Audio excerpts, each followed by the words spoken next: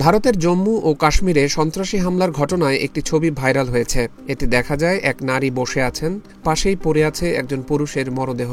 ব্যক্তিটি তার স্বামী, যিনি মঙ্গলবার সন্ত্রাসীদের হামলায় নিহত হয়েছেন। ওইখানেই ছিল একটি ব্যাগ। কাশ্মীরে ঘুরতে এসেছিলেন তারা।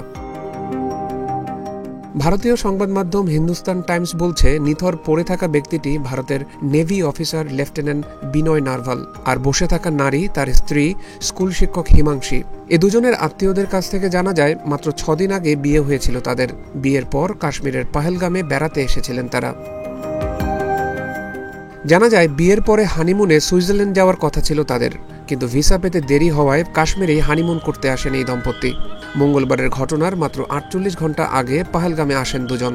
মঙ্গলবার যখন এই দম্পতির ছবি সোশ্যাল মিডিয়ায় ছড়িয়ে পড়ে, তখন মাটিতে পড়ে থাকা ব্যক্তি এবং তার পাশে থাকা শোকাহত যুবতীর পরিচয় স্পষ্ট ছিল না।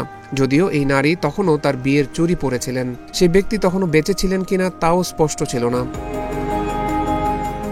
এই ছবি গুরুগ্রামের সেক্টর 47-এর বাড়িতে হিমাংশীর পরিবারকে দেখান হিন্দুস্তান টাইমসের প্রতিনিধি। হিমাংশীর মামি ববিতা নিশ্চিত করেন এটি তাদেরই ছবি। এরপর ভারতীয় নেভি কর্তৃপক্ষের কাছে জানতে চাইলে তারাও নিশ্চিত করেন এটি নেভি অফিসার লেফটেন্যান্ট বিনয় নারভাল ও তার স্ত্রীর ছবি।